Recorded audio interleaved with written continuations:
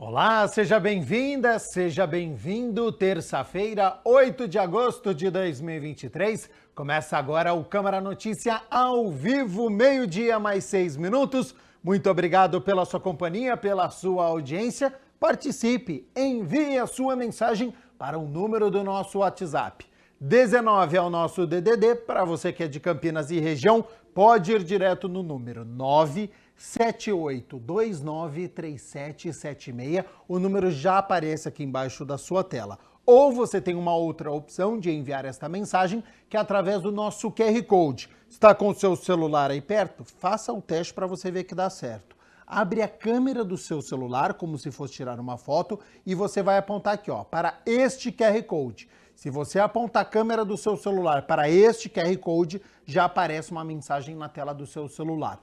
O WhatsApp da TV Câmara Campinas. Você aperta e aí você pode enviar a sua mensagem com um elogio, com uma crítica construtiva, o que você quer assistir aqui no nosso telejornal, que a gente conversa ao vivo. Confira a partir de agora os destaques de hoje.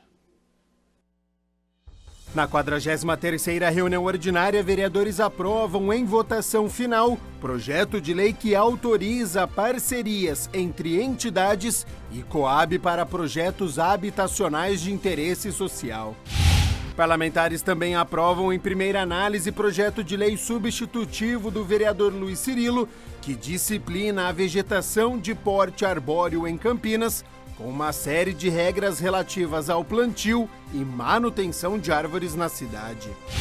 Ainda na 43ª reunião ordinária, vereadores aprovam projeto de lei complementar substitutivo do vereador Rodrigo da Farmadic, que prevê que as concessionárias e permissionárias prestadoras do serviço de transporte coletivo municipal serão obrigadas a instalar nos ônibus equipamentos que permitam o pagamento da tarifa com cartões de crédito, de débito ou qualquer dispositivo eletrônico que tenha tecnologia de pagamento por aproximação. E após indicação da vereadora Débora Palermo, ciclovia é realizada nos distritos de Souzas e Joaquim Egídio. E atenção, você que é fã de quadrinhos, de selos postais, porque a Biblioteca Pública Municipal, ao lado da Prefeitura, está com uma mostra, exposição sobre os 180 anos da emissão de selo no Brasil. Por isso que eu vou acionar a repórter Ana Paula, que está no local e tem as informações sobre horários, até quando a mostra fica no local, se é gratuita. Então, seja bem-vinda e boa tarde, Ana. Boa tarde, Gabriel. Boa tarde a todos que acompanham o Câmara Notícia. É isso mesmo, a mostra já está aberta aqui na Biblioteca Municipal e ela vai ficar aberta até o fim do mês, até o dia 30 de agosto. É de graça, uma boa notícia aqui para a população.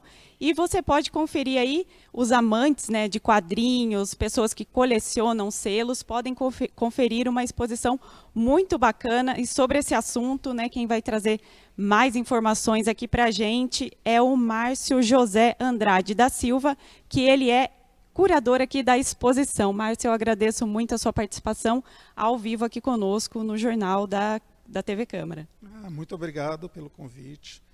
Estamos aqui para apresentar um pouco a mostra, né, para vocês, convidar o público para poder comparecer e verificar, né, a gente está com selos originais mesmo, e conta um pouco da história dos quadrinhos, né. Tem um pouco da história dos selos, porque 1º de agosto faz 180 anos da emissão do primeiro selo postal no Brasil, né, o Olho de Boi.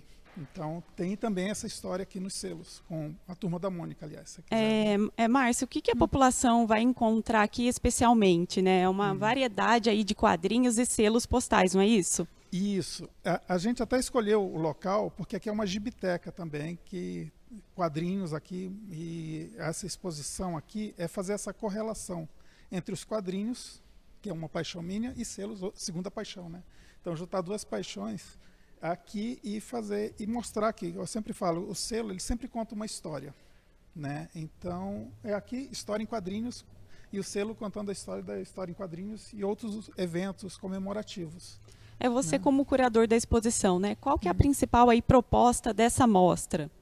Olha, a primeira proposta é essa comemoração de 180 anos, e mostrar também a participação da história em quadrinhos nos selos, né? Como é que a história em quadrinhos entra e participa do selo postal, né? E a gente tenta até, assim, quando o pessoal vier aqui, eles vão ver, existem 2 momentos que a gente explica o que é a história em quadrinhos e explica a filatelia, como é que ela surgiu, né? Como é que surgiu a história dos selos, né? E aí depois a gente vai ter aqui, durante todo tem vários personagens. Então a Turma da Mônica no Brasil aqui é a que tem a maior participação.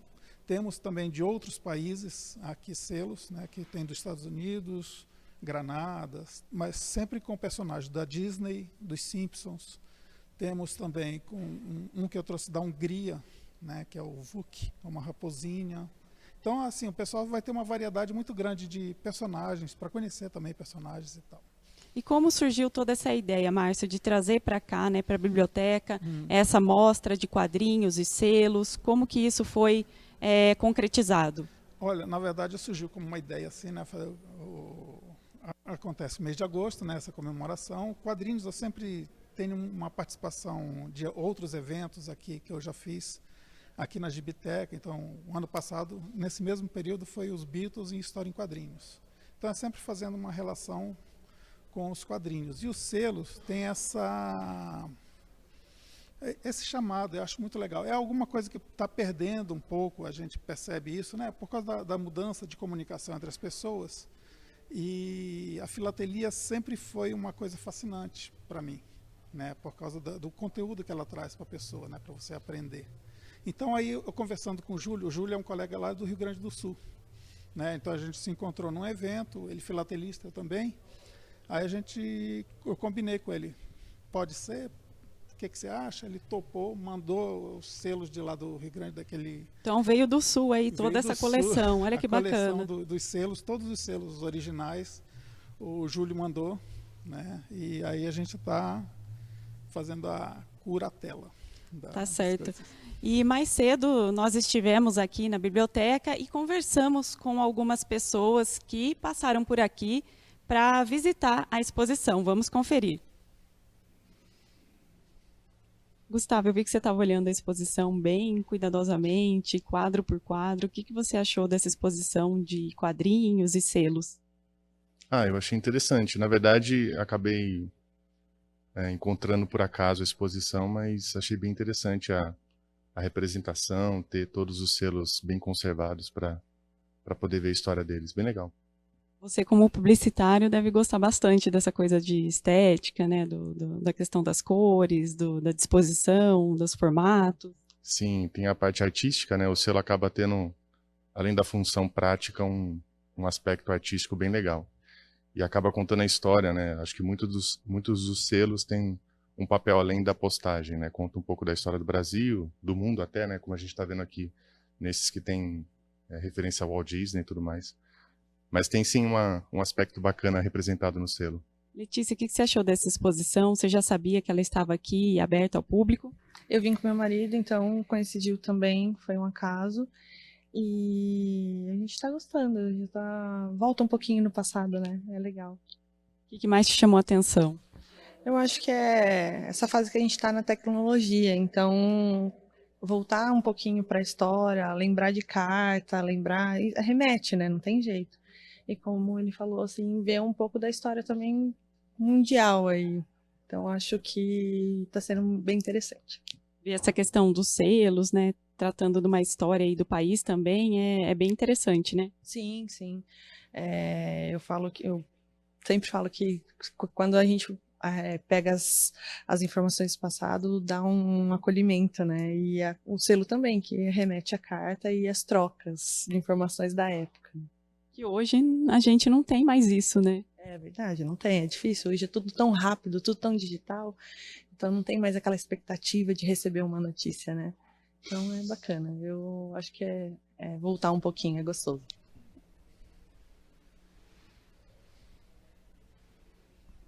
Como vocês viram aí, o pessoal falou bastante, né? Deixou bem claro a importância desse resgate histórico, dessa histórico não só do Brasil, também como do mundo. E eu vou continuar conversando aqui com o Márcio José, para ele contar um pouquinho para a gente, né, Márcio? Como que surgiu aí o primeiro selo e por que ele levou esse nome de Olho de Boi? Isso é bem curioso, não é? Sim. Não, então, a gente vai um pouquinho antes, se me permitir. O selo vai surgir na Inglaterra, né? É 1843, se não me engano. Não, é por ali.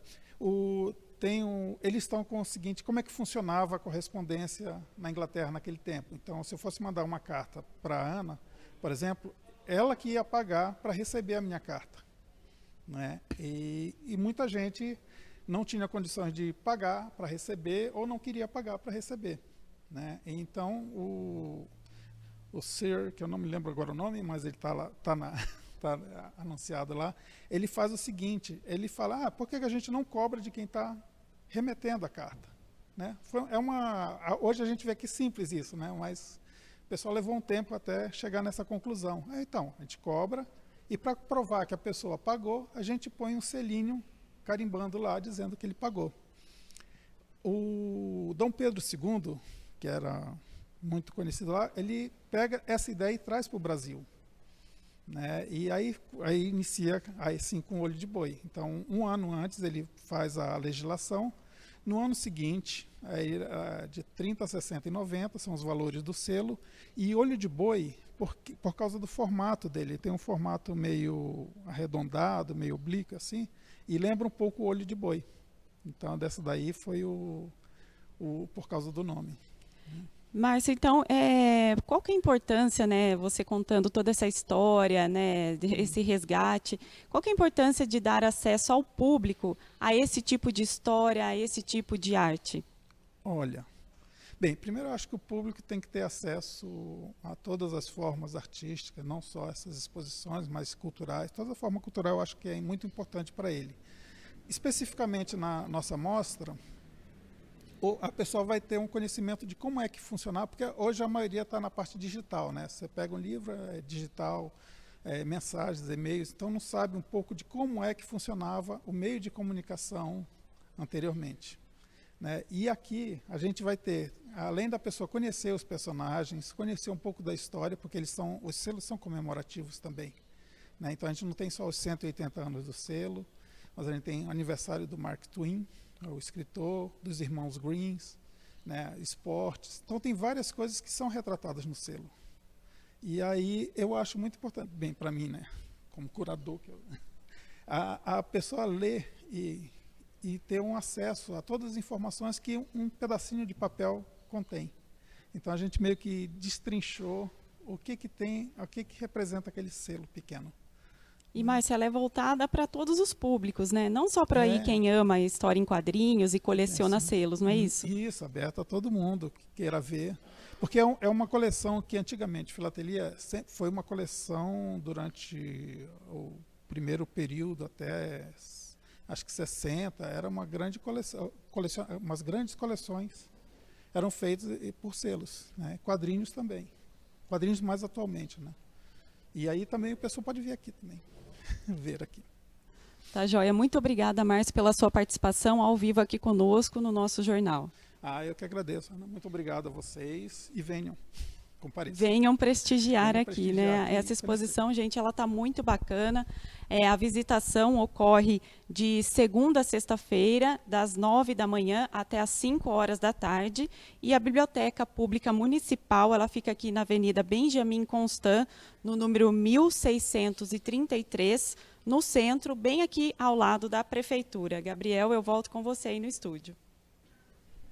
Muito bacana, Ana Paula, porque os selos, eles retratam, né, parte da história do nosso país, tem os quadrinhos também, né, muitas crianças aprendendo a ler, a alfabetização por conta dos quadrinhos, que também contam muitas histórias. Então, muito bacana essa mostra, essa exposição. Quero agradecer a nossa repórter pelas informações, também o Márcio José Andrade da Silva, ele que é curador, professor, pela disponibilidade do tempo em participar aqui do nosso telejornal e também dar todas essas informações sobre o primeiro selo, né? Muitas curiosidades. Então, bacana demais, diretamente lá da Biblioteca Municipal, que fica ali ao lado da Prefeitura de Campinas.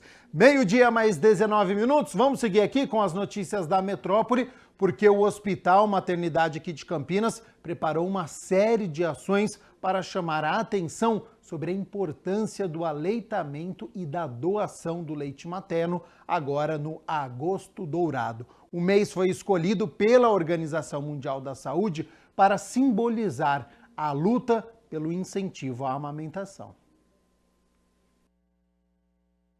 Segundo a pediatra e coordenadora do Banco de Leite da Maternidade de Campinas, um dos objetivos é conscientizar sobre ações de melhoria das condições de trabalho e apoio relevante ao aleitamento materno.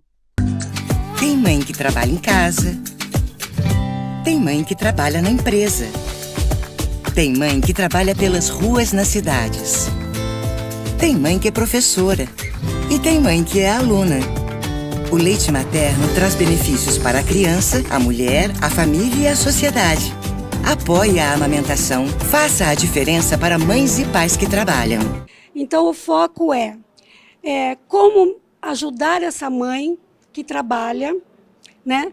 O que ela fazer após o retorno ao trabalho, após o vencimento da licença gestante, né? O que nós podemos fazer para melhorar isso, para que ela possa continuar amamentando. A própria maternidade tem uma sala de apoio voltada especialmente para atender as colaboradoras do hospital. Lembrando ainda que a mãe tem direito de amamentar em qualquer lugar. Elas têm um lugar para, durante o trabalho, fazer ordenha do seu leite, armazenar e transportar de maneira adequada, segundo a norma de boas práticas. Elas recebem orientação, né? E podem, com isso, continuar amamentando por mais algum tempo. Ao longo do mês, outras atividades também estão programadas para chamar a atenção sobre a importância do aleitamento e da doação do leite materno. Temos também eventos musicais nos andares durante a semana. Vamos fazer distribuição de mantas, cobertores para os pacientes que ficam internados pelo SUS, né? Vamos fazer um bate-papo com mães de bebês internados em UTI e cuidados intermediários, para esclarecer dúvidas. O leite materno é o melhor alimento que um bebê pode ter. Além de ser de fácil digestão, ele ajuda a criança a se desenvolver melhor e ainda protege contra doenças. No Brasil, desde 2017, foi definido por lei que as ações do Agosto Dourado devem durar o mês todo.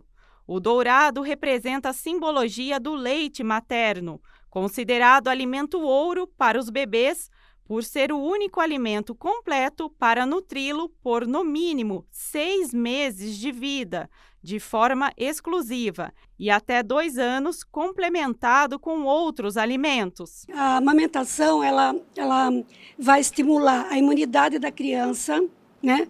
Vai melhorar o desenvolvimento e o crescimento, e estimulando a imunidade. Com isso, a criança vai ter menos patologias da infância, alergias, problemas respiratórios, doenças infectocontagiosas, né? O Hospital Maternidade de Campinas faz campanha permanente para que as mães que amamentam doem o excedente para o banco de leite humano mantido pela instituição. Todo o leite recebido pelo banco garante a saúde dos bebês internados na UTI neonatal e na unidade de cuidados especiais. Neste mês, o estoque foi de 110 litros, quando o ideal seriam 200 litros, em média, para garantir certa tranquilidade no atendimento. Depois de festas de final de ano, de carnaval, essas coisas todas, os estoques sempre estão baixos, isso é todo ano. Então, a gente começou uma campanha em abril, né?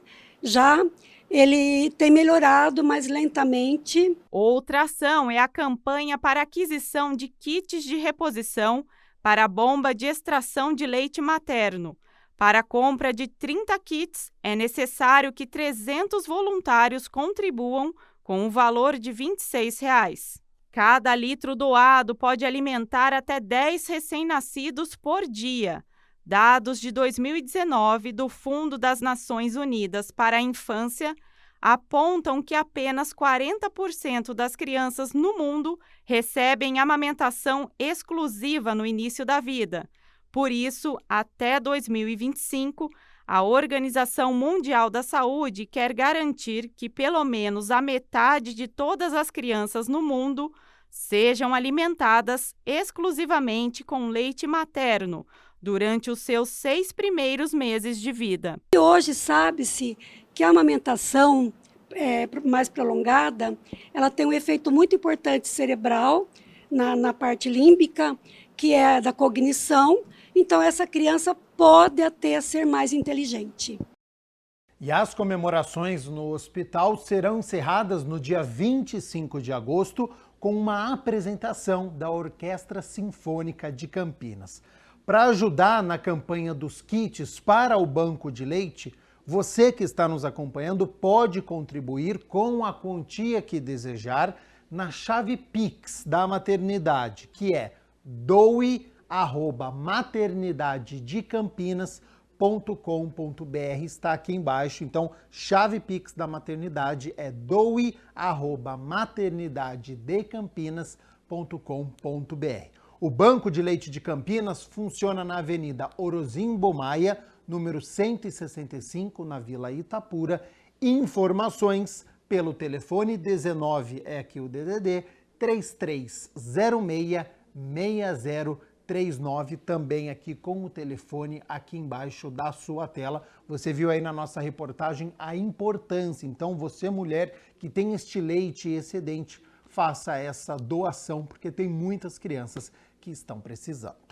Meio-dia mais 27 minutos, hora das notícias do Legislativo, porque ontem foi dia da 43ª reunião ordinária. 8 projetos foram analisados, entre eles a Câmara aprovou em primeira discussão um substitutivo total ao projeto de lei de autoria do vereador Rodrigo da Farmadic, que muda uma lei de 2002 que trata da cobrança da tarifa de ônibus. Pela proposta, concessionárias e permissionárias prestadoras do serviço de transporte coletivo municipal que firmarem contratos com o município após a publicação da lei serão obrigadas a instalar nos veículos equipamentos que permitam o pagamento da tarifa com cartões de crédito, cartões de débito ou com qualquer dispositivo eletrônico que tenha tecnologia de pagamento por aproximação. O parlamentar falou da importância de novas modalidades para o pagamento da passagem de ônibus. Desde que o município de Campinas adotou a iniciativa de não aceitar mais o pagamento em espécie, em dinheiro, no transporte coletivo municipal, criou-se uma dificuldade para pessoas que não têm um bilhete único para utilizar o sistema de transporte. É bem verdade que você pode adquirir um cartão de QR Code individual, até um cartão de uso único, mas isso tem pessoas que vêm de outras cidades que encontram essa dificuldade, até mesmo pessoas que no decorrer do dia precisam se deslocar. Cidadãos de Campinas não têm a possibilidade, a não ser utilizando o cartão do bilhete único. E com a tecnologia de aproximação, que até então não existia, vai beneficiar isso, e já existe praticamente em várias cidades que já adotaram o sistema. Campinas não pode ficar para trás. E nesta quarta-feira, amanhã, a proposta do vereador vai passar por audiência pública às 10 horas da manhã. Depois, as comissões de mérito vão analisar o projeto para que seja também analisado em segunda votação pelos parlamentares. A gente segue aqui repercutindo a reunião ordinária de número 43, porque em votação definitiva, a Câmara Municipal aprovou o projeto de lei de autoria do vereador Zé Carlos, que autoriza a celebração de parcerias entre entidades associativas, proprietárias e ou donatárias de áreas, e a Coab Campinas, a Companhia de Habitação Popular para o desenvolvimento e implantação de projetos habitacionais de interesse social no município. O vereador acredita que a medida vai equacionar o déficit habitacional que existe em Campinas. Ela tenta aí equacionar um déficit habitacional que nós temos na cidade de Campinas. Sabemos que a porcentagem vai ser pouca, mas já ajuda, mesmo porque nós temos um déficit habitacional de 40 mil unidades na cidade de Campinas, e essa parceria entre Coab e essas associações, ela, através da supervisão da Coab, ela vai trazer um alento até para as entidades.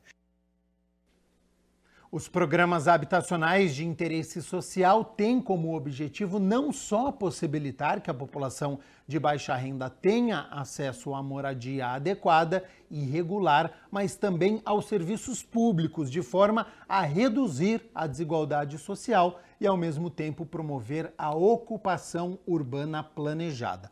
O projeto de lei agora segue para a sanção do prefeito Dário Saad para se tornar lei municipal.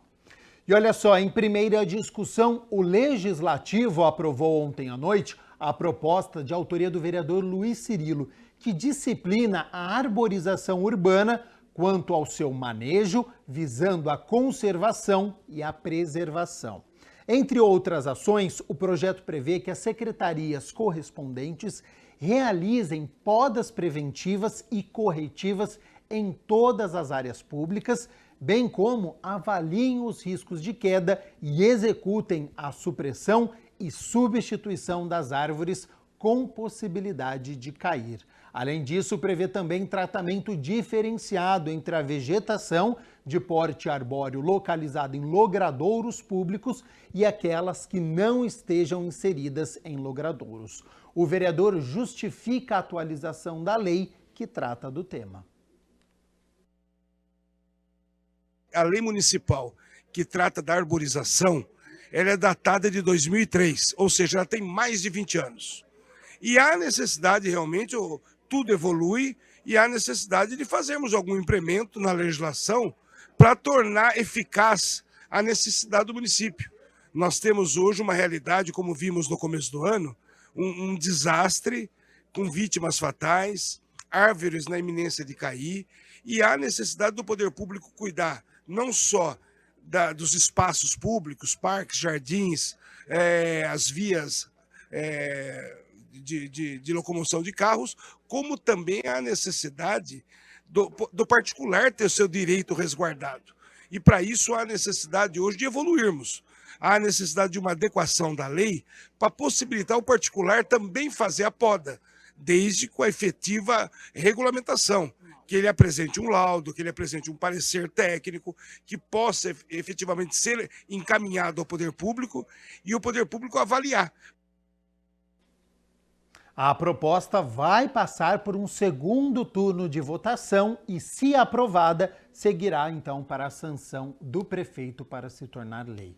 Quer assistir à reunião ordinária na íntegra com todas as discussões e votações às mais de 3 horas? É só entrar lá no youtube.com/TV Câmara Campinas, tem uma aba lá escrito ao vivo e você encontra a 43ª reunião ordinária.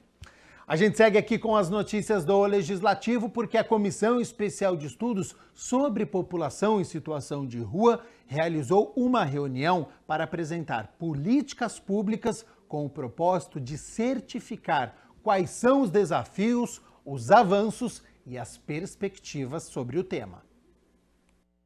Na última semana, foi realizada a 6ª reunião da Comissão Especial de Estudos sobre a População em Situação de Rua na cidade de Campinas. Fazem parte da comissão, além do presidente vereador Paulo Gaspar, os vereadores Major Jaime, Cecílio Santos e Eduardo Magoga. Representantes da prefeitura também participaram do debate. O último censo da população em situação de rua de Campinas mostrou que cerca dos 1.000 entrevistados, 85%, utilizavam alguma substância química. Durante a reunião, a comissão apresentou 2 projetos. Hoje foi a 6ª reunião da comissão, tivemos assistência social, saúde, força e segurança pública e agora a presença do secretário de Planejamento e Urbanismo de Campinas. Infelizmente a Coab também foi convidada, não pôde participar. Também estendemos convite ao Ministério Público na área da habitação, mas o secretário pôde expor um pouco do pouco tempo que ele está na pasta, já tomando iniciativas no sentido de resolver a questão da habitação, da alocação social, ocupando espaços abandonados aqui no centro de Campinas, que também vem em encontro de uma outra pauta, que é a requalificação do centro, né? E aí a comissão informou ao secretário que existem 2 projetos aqui de origem do Legislativo, que vem na questão da moradia primeiro para tirar a população que está em situação de rua e a alocação social para atender as 40 mil pessoas na fila da Coab. Então foi um assunto muito importante que a gente rebateu aqui e que vai de encontro ao trabalho conjunto com são várias secretarias em conjunto para que tudo isso feche e funcione, né? Paulo Gaspar adianta que na próxima reunião o promotor do Ministério Público, Daniel Zulian, estará presente para avaliar a implantação de novos planos sugeridos pelo Supremo Tribunal Federal. O promotor do Ministério Público, Daniel Zulian, que é o responsável pelos direitos humanos e a questão dos moradores de rua, onde podemos aprofundar aí as informações que estão vindo agora do Supremo Tribunal Federal, que está sugerindo a implantação de planos vindos do projeto executivo, do Poder Executivo, né, para a cidade, para os estados, para a União, e a gente vai poder atualizar como está surgindo esse assunto e poder incorporar isso no município de Campinas. Comissão Especial de Estudos sobre a Arborização Urbana de Campinas realiza visita na usina de compostagem para conhecer o funcionamento do equipamento público. A Comissão Especial de Estudos sobre a Arborização Urbana de Campinas, presidida pelo vereador Paulo Gaspar, realizou uma visita à usina verde de compostagem do município. Formada também pelos vereadores Zé Carlos, Cecílio Santos, Paulo Haddad e Paulo Búfalo, a visita da comissão teve como objetivo conhecer tanto a parte teórica quanto prática do trabalho, que funciona em uma área de 17 hectares dentro da Fazenda Santa Elisa do IAC, Instituto Agronômico de Campinas. O vereador Cecílio Santos enviou representante para o encontro, que teve explicação de cada passo do processo. Gaspar falou da importância de entender o funcionamento da usina. Tem muitas pessoas na comissão que ainda não conheciam a usina de compostagem aqui no bairro dos Amarais. E a ideia foi, além de conhecer todo o equipamento existente, entender a logística, como é que funciona, né? A Comissão de Arborização é muito preocupada com a supressão que acontece na cidade, a preocupação com o eventual excesso para alimentar uma demanda que a usina tem, que gera recursos econômicos para o município.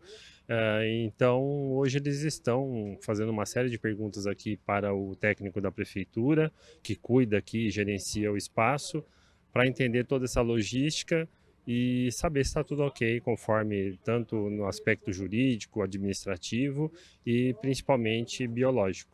A usina verde transforma diariamente cerca de 100 toneladas de resíduos em adubo orgânico. Os resíduos são provenientes do lodo da estação de tratamento da Sanasa e da galharia e restos de poda de árvores da cidade. Alexandre Gonçalves é gerente sanitarista. Ele acompanhou toda a visita e explicou detalhes técnicos do funcionamento da usina. A usina verde sustentável, a palavra sustentável é por conta de que ela atende não só a questão jurídica da política nacional, mas também atende os aspectos ambientais, né? E econômicos também, evidentemente. A gente está deixando de levar esses resíduos para aterro sanitário e está tendo um custo evitado para a prefeitura e, como se não bastasse, a gente está transformando esses resíduos em um fertilizante com um valor comercial que futuramente vai ser vendido, mas que atualmente está sendo utilizado pela própria prefeitura e a fazenda aqui mesmo do IAC. Ele explica também que a operação da usina verde proporciona um ganho em sustentabilidade para o município. Após passar esse material ser submetido ao tratamento biológico, Esse fertilizante orgânico, com registro no Ministério da Agricultura, muito importante dizer, ele é transportado para as áreas verdes da cidade, para os parques, para os bosques, para o viveiro de reprodução de mudas da cidade. Por enquanto está sendo utilizado pelo próprio município. Dados da Prefeitura demonstram que o trabalho da usina gera uma economia de 2 milhões por mês. Isso só é possível porque o material que seria destinado ao aterro sanitário é reaproveitado. E o planejamento para o futuro é comercializar o adubo orgânico. A meta final é comercializar. Os equipamentos que existem aqui, adquiridos pela Sanasa, são equipamentos com alta capacidade e futuramente até pensar em atender a região metropolitana de Campinas com esse tipo de tratamento de resíduos de lodo e da galharia. O parlamentar salienta que é preciso fazer um levantamento de procedimento de plantio, manutenção, cuidado, inventário de espécies, poda e extração de árvores da cidade. A questão ESG, né, governança, meio ambiente social, está incluso em todo tipo de debate, né? Então, a preocupação na administração pública e a sociedade como um todo hoje é o meio ambiente em primeiro lugar, junto com o social. Então, é um tema novo que está sendo incorporado pouco a pouco na vida das pessoas.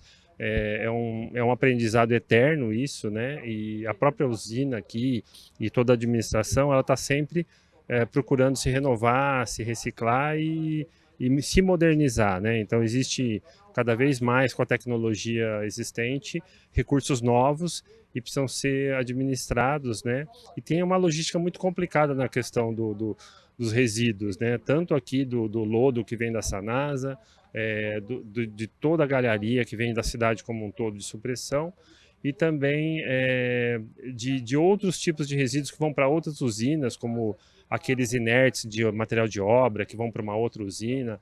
Hoje aqui temos um problema que não temos mais aonde colocar esses resíduos, está indo para outra cidade, que é Paulínia, né? Então essa compostagem no primeiro momento é uma boa, é um ganho para a cidade, mas a gente está tentando entender até que ponto está sendo eficiente esse sistema. Seminário sobre autismo aqui na Câmara contou com um médico especialista no assunto. A iniciativa foi do vereador Permínio Monteiro. Confira como foi. A palestra sobre o transtorno do espectro autista contou com a presença do neuropediatra Charlton Moreira Cavalcante, com o tema Interpretando o Autismo como uma questão de saúde pública. Ao me deparar com crianças recebendo diagnóstico de TEA todos os dias, no primeiro contato, eu lido sempre com a angústia dos familiares e tento encarar isso de forma mais humana possível.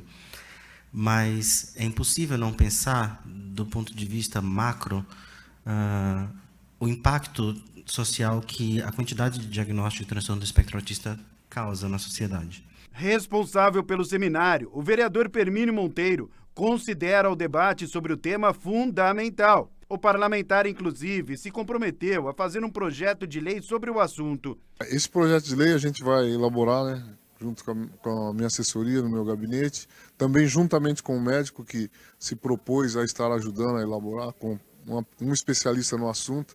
E, neste caso, a gente vai envolver não só a Secretaria de Saúde, mas também a Secretaria de Educação e também a Secretaria de Assistência Social.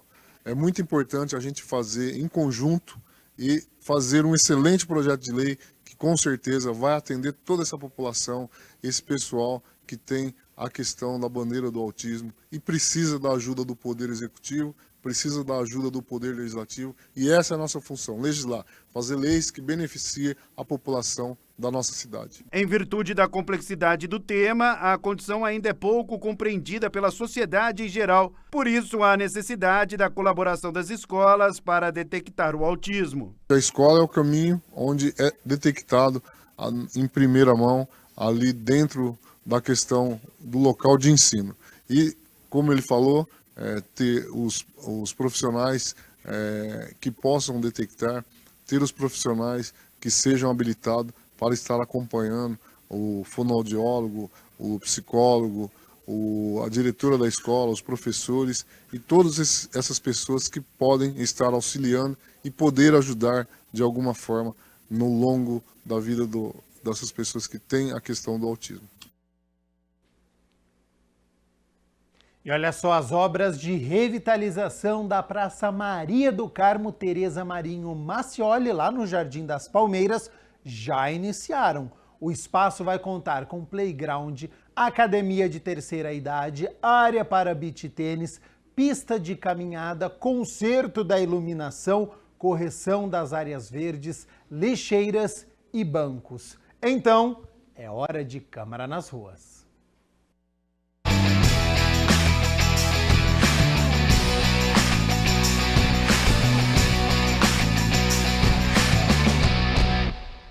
A Praça Maria do Carmo Tereza Marinho Macioli, no Jardim das Palmeiras, está sendo totalmente revitalizada. Um pedido dos moradores do bairro que está sendo atendido através da indicação 2154 de 2023 do vereador Nelson Ossiri. Há muitos anos a gente pede para que seja feito isso.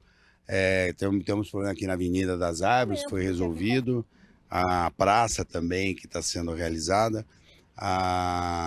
Eu acho que agora a prefeitura se encaixou na necessidade do trabalho que a gente queria. As obras seguem a todo vapor.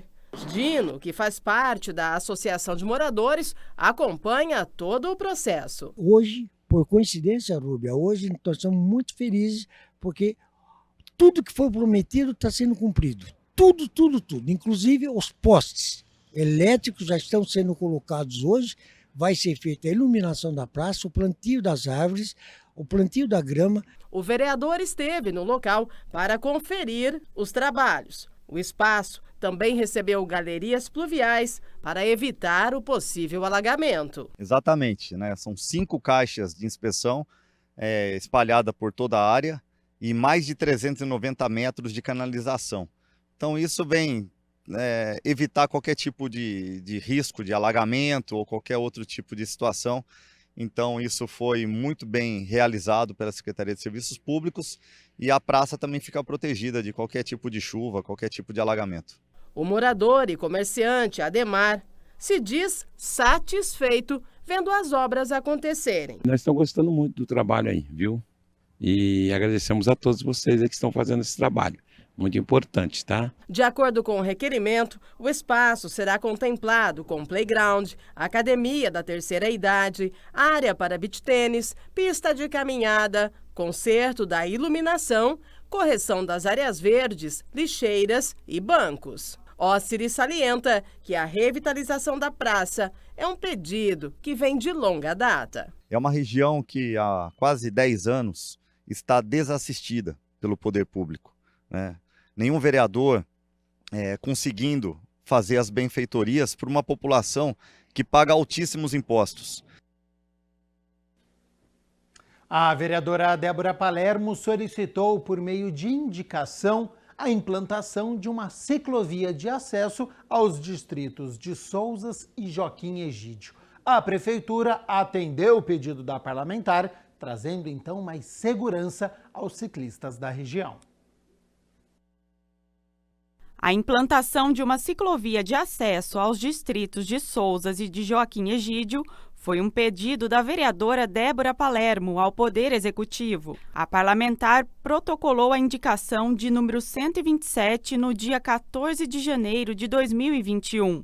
Segundo a vereadora, a ideia é levar a instalação da ciclovia até o final da rodovia José Bonifácio Coutinho Nogueira, também conhecida como Estrada das Cabras. Que a princípio o meu pedido era que começasse lá no Parque Ecológico e fosse até Cabras, até final do asfalto lá em Cabras, Fazenda das Cabras.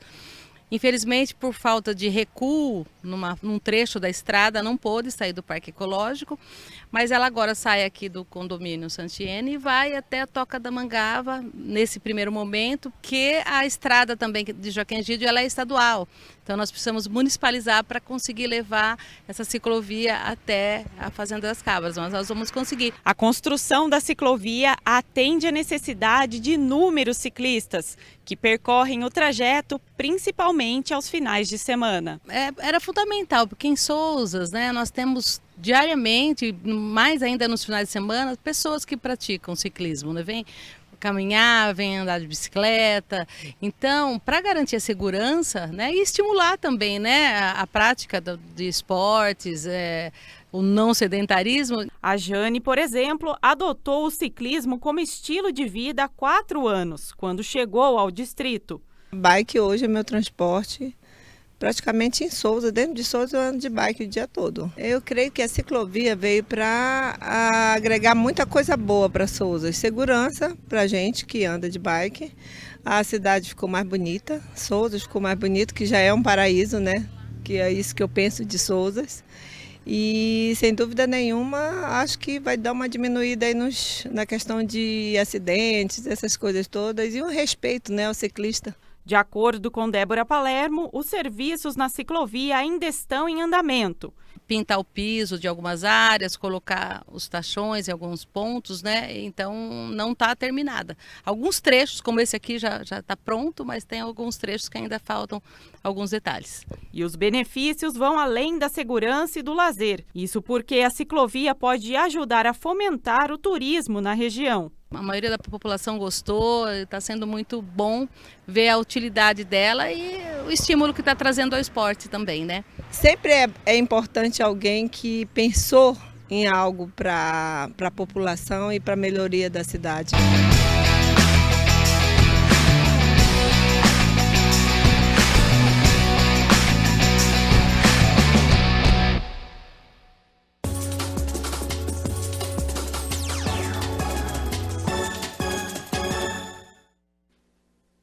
Vamos falar sobre basquete agora, porque ontem a equipe de Campinas foi a São Luís do Maranhão, disposta a conquistar a vitória e se classificar para a final da Liga Feminina. Mas não deu nada certo e, no fim, a equipe saiu derrotada. Jogando no ginásio Costa Rodrigues, em São Luís do Maranhão, as campineiras do Unimed desta vez não conseguiram segurar as donas da casa. O primeiro quarto até que foi equilibrado, com as equipes se alternando no placar. Mas no final, Sampaio venceu por 22-17, abrindo 5 pontos. No segundo quarto, a equipe campineira sofreu um apagão e Sampaio aproveitou, indo para o intervalo na frente por 39-23, 16 pontos de vantagem. No segundo tempo, o panorama não se alterou. Sampaio acertava a cesta e Campinas cometendo muitos erros. Então a parcial ficou em 58-34, 24 pontos de vantagem. No último quarto, Sampaio Basquete apenas administrou e fechou a partida em 68-49, empatando a série em 1-1 na melhor de 3. A pontuação de Campinas foi a pior de toda a temporada. Licinara fez apenas 8 pontos e Isa Sangalli, a capitã, apenas 7. Pelo lado do Sampaio, o vencedor, o destaque foi Meli Greter com 13 pontos, 10 assistências, 4 rebotes e 4 roubos de bola. Gabi Guimarães fez 17 pontos e Érica, a reboteira da partida, com 11 foram as outras destaques. O terceiro e último jogo da semifinal acontece nesta quarta-feira, amanhã, 7h30 da noite, novamente em São Luís do Maranhão. É uma derrota pesada, né? 19 pontos de diferença, mas não tem muito tempo não para ficar se lamentando, porque amanhã já acontece a terceira e última partida desta semifinal, 7h30 da noite, novamente lá em São Luís, porque Sampaio Basquete fez melhor campanha E na quinta-feira, então, a gente conta a história desta partida. Falar sobre vôlei agora, porque o Vôlei Campinas fez a primeira partida da história, a equipe feminina aqui da nossa cidade, e acabou sendo derrotada pelo SESI Bauru por 3-1. As campineiras até venceram o primeiro set, mas depois acabaram tomando a virada e perderam para o SESI Bauru. Lembrando que é a partida disputada pelo Campeonato Paulista. A segunda rodada acontece no dia 15 de agosto contra São Caetano fora de casa novamente. E a primeira partida aqui em Campinas, portanto, é válido pela terceira rodada no dia 18 de agosto contra Sorocaba. O Vôlei Campinas manda suas partidas na Arena Concórdia. Olha só, a gente segue aqui com o nosso Câmara Notícia. Você que está nos acompanhando, acabou de ser mamãe ou papai ou está pensando em formar uma família? Então já é melhor se preparar financeiramente e, quem sabe, abrir uma poupança para o seu filho. Sobre este assunto e como fazer isso, você fica com o nosso quadro Na Ponta do Lápis.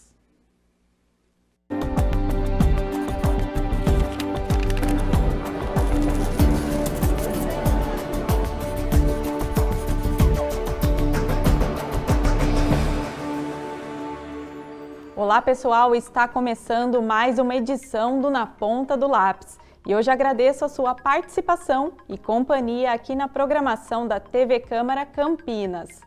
Criar um filho é um custo altíssimo, não é mesmo? Mas quanto antes os pais se anteciparem e fizerem uma poupança, melhor. Mas como que isso funciona, né? Você deve estar se perguntando. É isso que nós vamos saber com o economista Eli Borochovicius, que é o nosso convidado aqui de hoje do quadro. Eli, obrigada pela sua participação e disposição. Eu que agradeço a oportunidade de estar aqui com vocês, falar um pouquinho sobre o dinheiro para crianças e muitas vezes crianças recém-nascidas, porque o quanto antes começar, um tanto melhor. Fico à disposição. Então, isso é uma novidade, né, Eli? Uma poupança para recém-nascido. Como que isso funciona? No passado, e a gente não precisa ir num passado muito distante, a ideia de família era os pais crescem, os pais envelhecem e os filhos cuidam dos pais.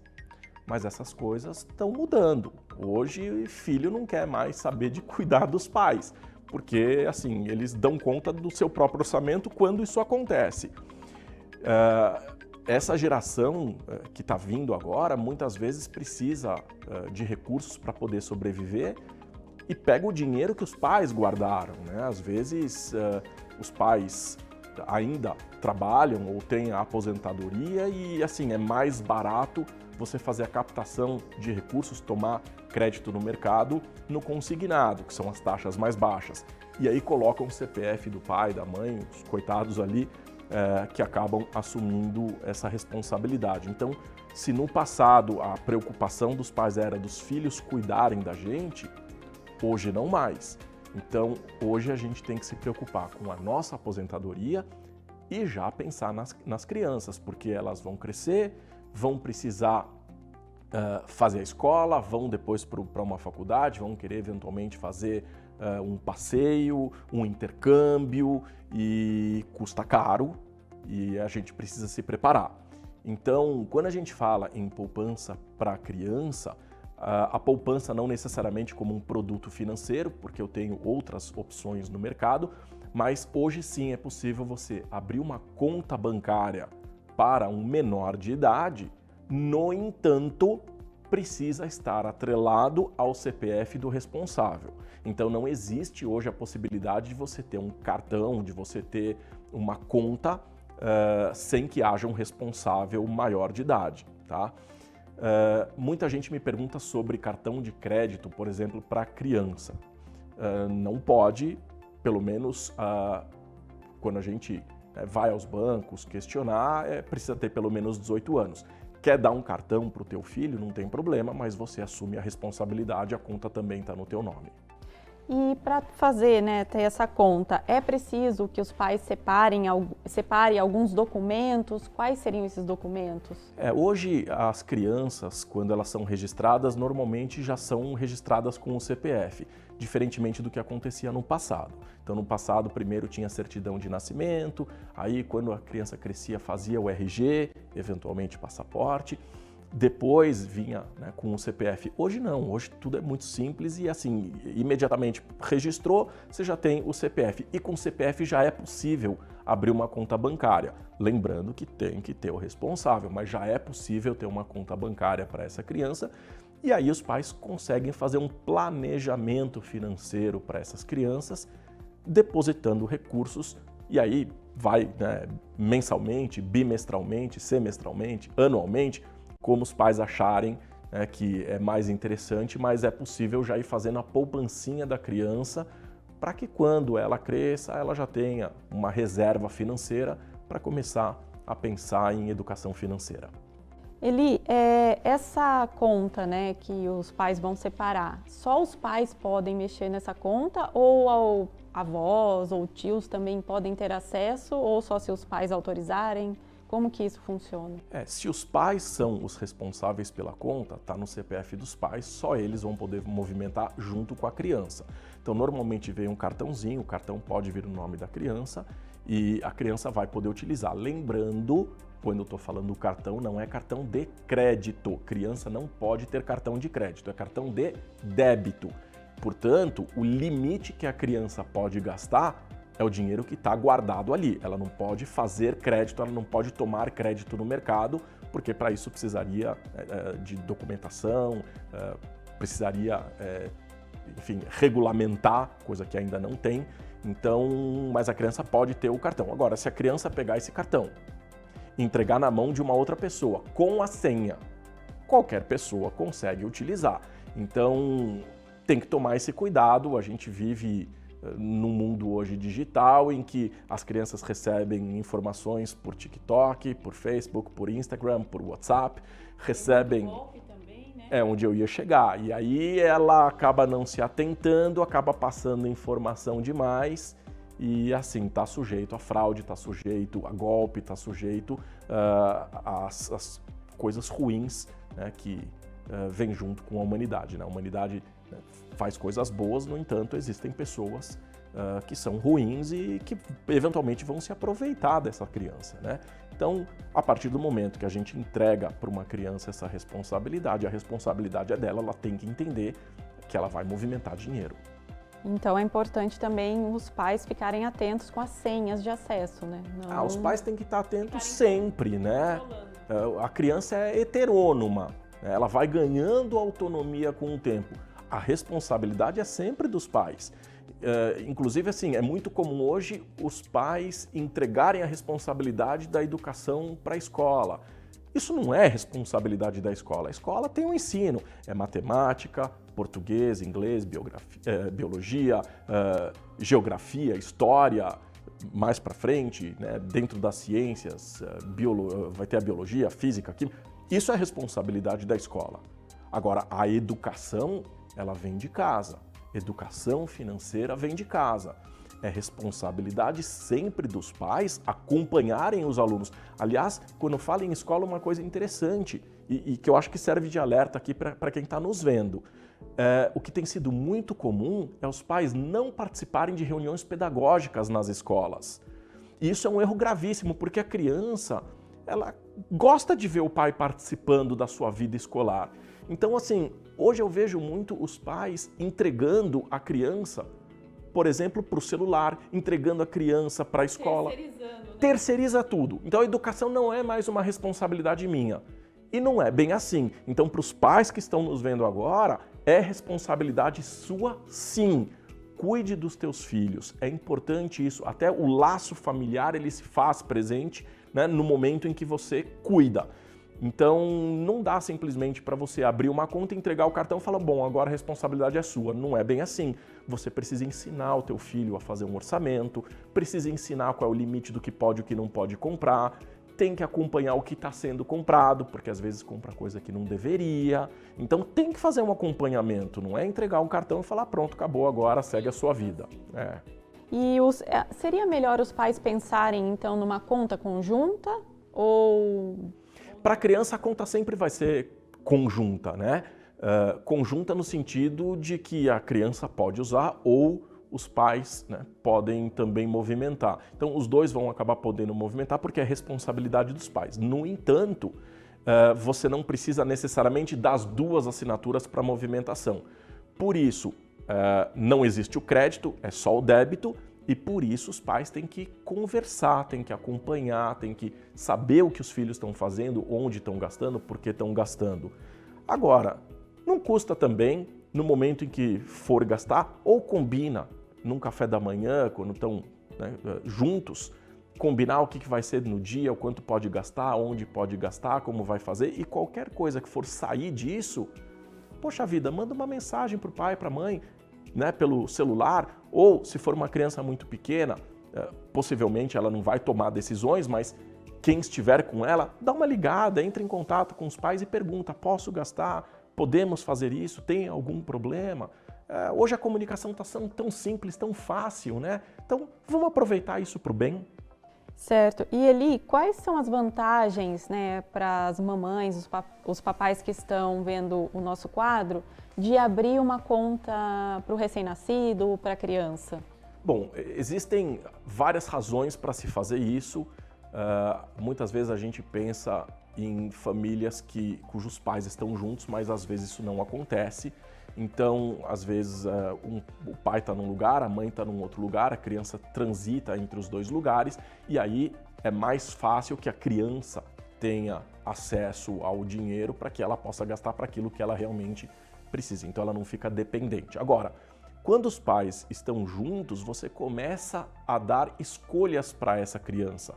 E essa criança, ela vai começar a ter educação financeira. Ela começa a ter acesso ao dinheiro, o que o dinheiro pode comprar e, mais importante, o que o dinheiro não pode comprar, porque a criança precisa aprender a lidar com a frustração. Então, é um momento ímpar de você começar a inserir a educação financeira para a criança no momento em que você entrega a responsabilidade, e é uma responsabilidade controlada, porque o dinheiro que está lá na conta, quem controla são os pais, então é uma responsabilidade controlada e isso vai alimentar, inclusive, discussões em casa do tipo, qual é o teu sonho, o que você pretende fazer com o dinheiro, como que você quer, o que você quer fazer com o dinheiro, como que você vai usar isso, o que você deseja comprar, quanto tempo vai levar para você comprar. Então, assim, acaba sendo o dinheiro acaba sendo um motivo para discussão de sonhos dentro de casa, né? Então, nós vamos viajar, você não quer guardar um pouquinho do teu dinheiro para comprar alguma coisinha legal lá na viagem?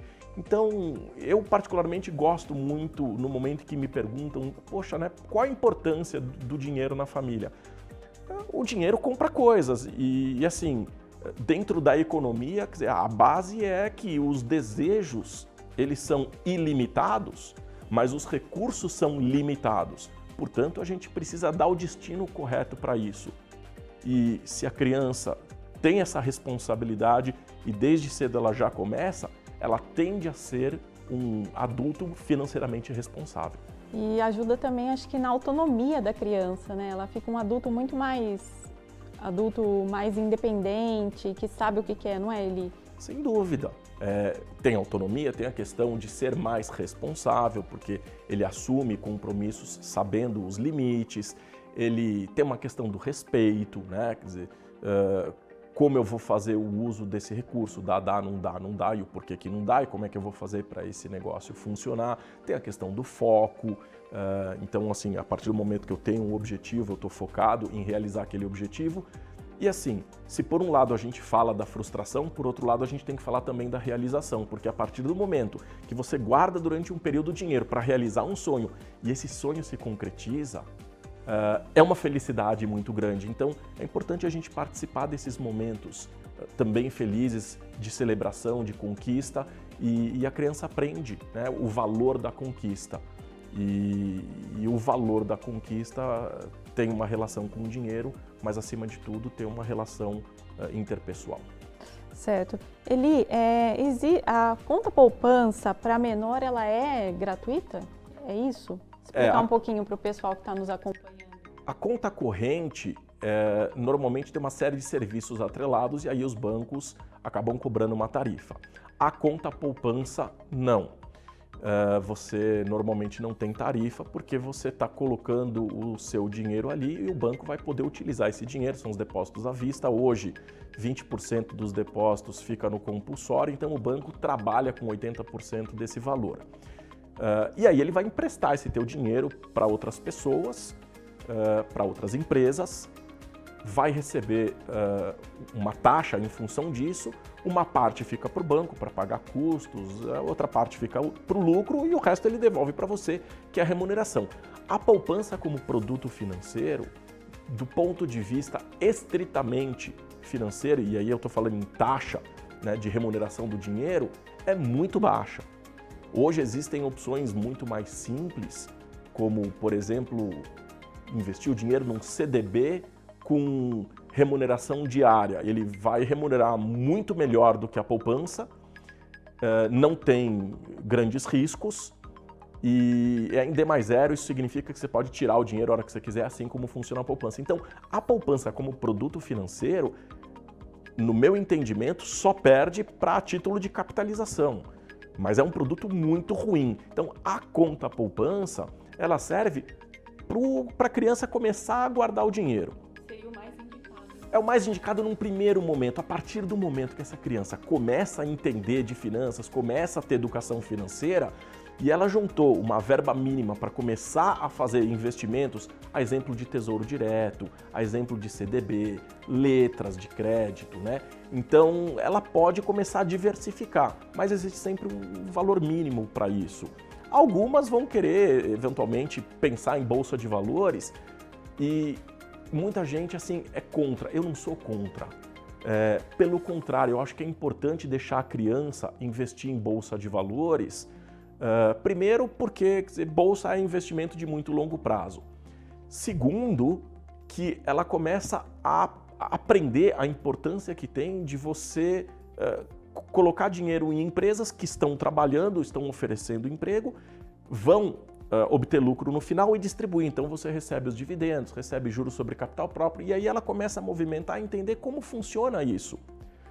E assim as pessoas me perguntam, pô, mas e se perder dinheiro?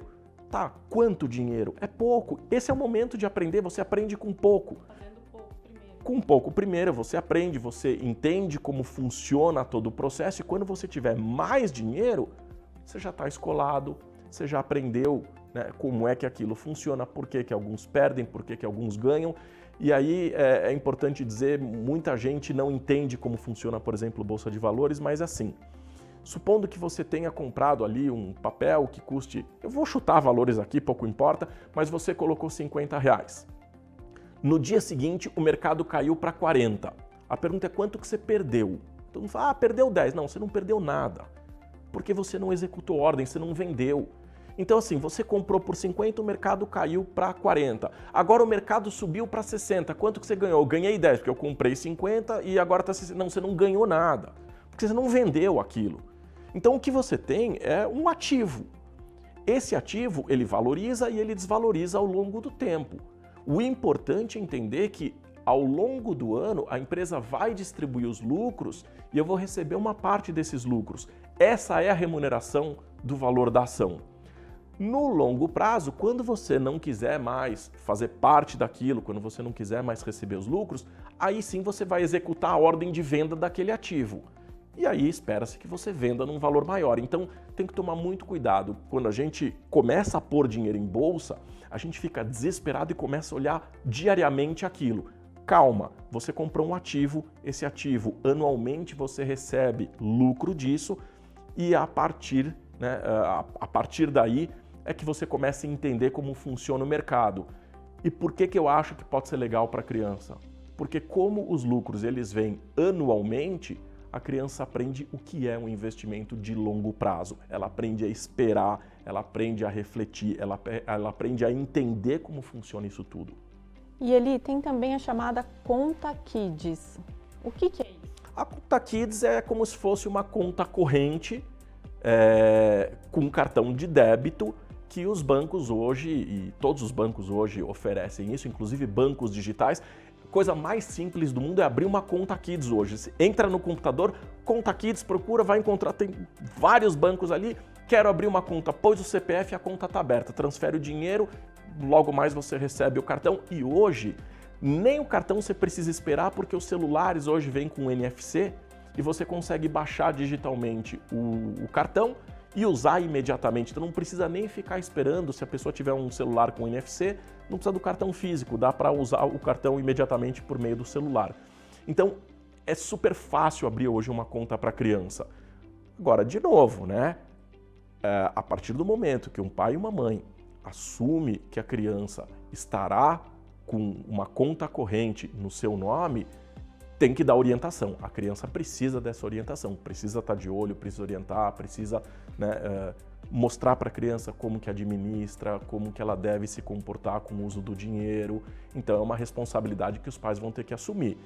Não adianta achar que, olha, tá aqui, dei e pronto, eu não preciso fazer mais nada. Então precisa monitorar. Os pais mesmos já fazem um pouco dessa educação financeira, né? Essa orientação, né, para as crianças não saírem gastando em coisas desnecessárias também, não é isso? É um momento que a família tem para conversar sobre sonhos, sobre realizações, sobre limites do que pode e do que não pode gastar. E o que é interessante é que a partir do momento que a criança ela tem a conta, ela começa a entender o valor do dinheiro.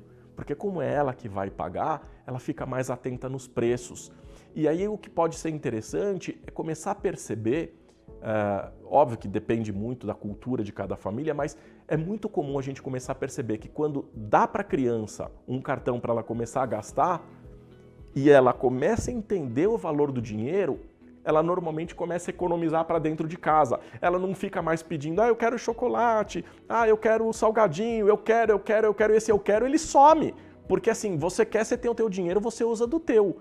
Não, do meu eu não quero usar. E aí ela está administrando o próprio dinheiro, ela começa a administrar o seu próprio dinheiro, ela começa a administrar suas vontades, ela começa a fazer planejamento e assim, pode ser muito benéfico. Mas, de novo, precisa de orientação.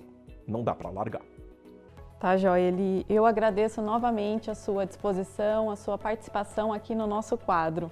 Eu que agradeço, papai e mamãe que está aí nos vendo. É interessante, é bacana, mas monitorem os seus filhos, é legal. Educação financeira começa em casa.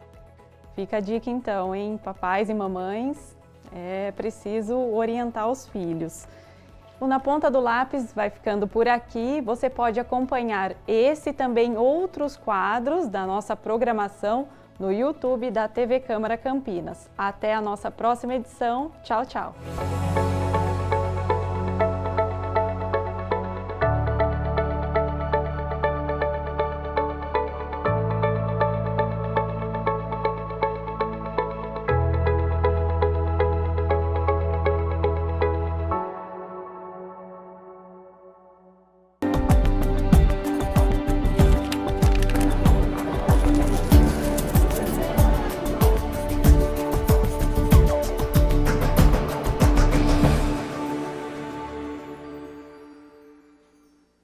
Uma hora mais 17 minutos. Muito obrigado pela sua companhia, pela sua audiência. Hora de mostrar agora 7 cachorrinhos que estão precisando de ajuda, além de outros animais lindos que estão prontos para ter um lar. Você fica agora com o nosso quadro Adote um Bichinho.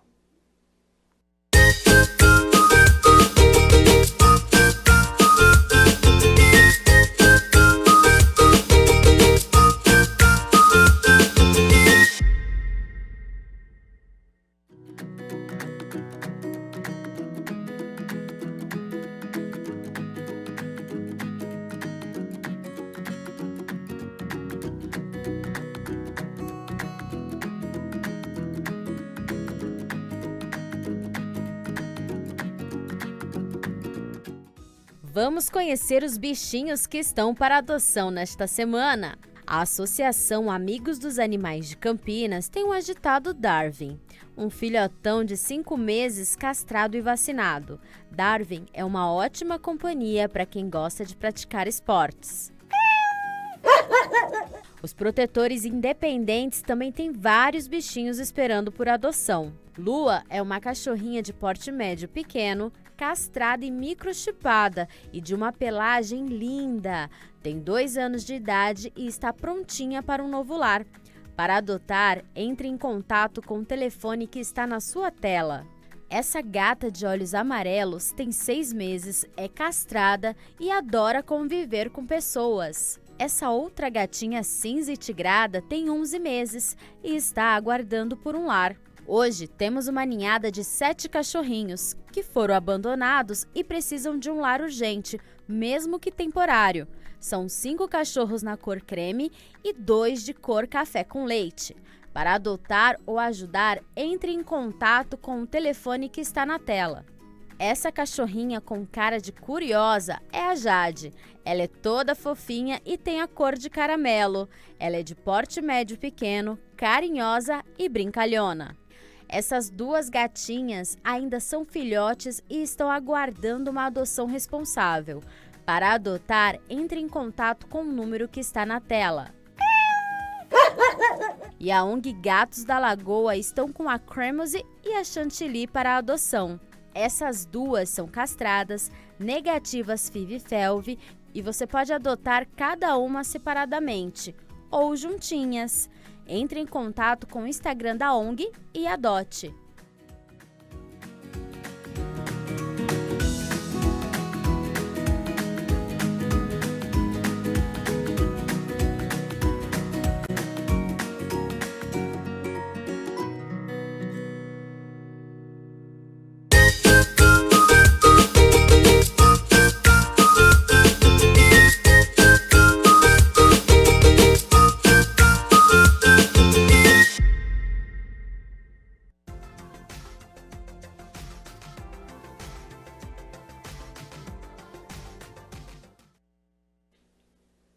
Amanhã, quarta-feira, o sol segue aparecendo entre nuvens e existe até a possibilidade de cair uma chuva sem grande intensidade, só em alguns locais aqui da cidade, mas se de fato a chuva cair, já ajuda, a subir, a melhorar a umidade relativa do ar, melhorar este tempo seco. A temperatura sobe em relação a hoje, viu? Elas já estão aqui na minha tela, então amanhã, quarta-feira, mínima de 18 graus, então já é uma mínima elevada para este inverno. A temperatura sobe, podendo chegar aos 29 graus aqui na cidade de Campinas. Tenho um convite a fazer a você. 7 horas da noite tem entrega do título de cidadão campineiro, autoria do vereador Jorge Schneider, com transmissão ao vivo aqui da TV Câmara Campinas. Nosso Câmara Notícia fica por aqui. Muito obrigado pela sua companhia, pela sua audiência. Estamos juntos desde o meio-dia. Continue então aqui na nossa programação e nos vemos então amanhã. Lembrando que tem audiência pública a partir das 10 horas e em seguida então você fica com o nosso Câmara Notícia por volta do meio-dia. Até lá. Tchau, tchau.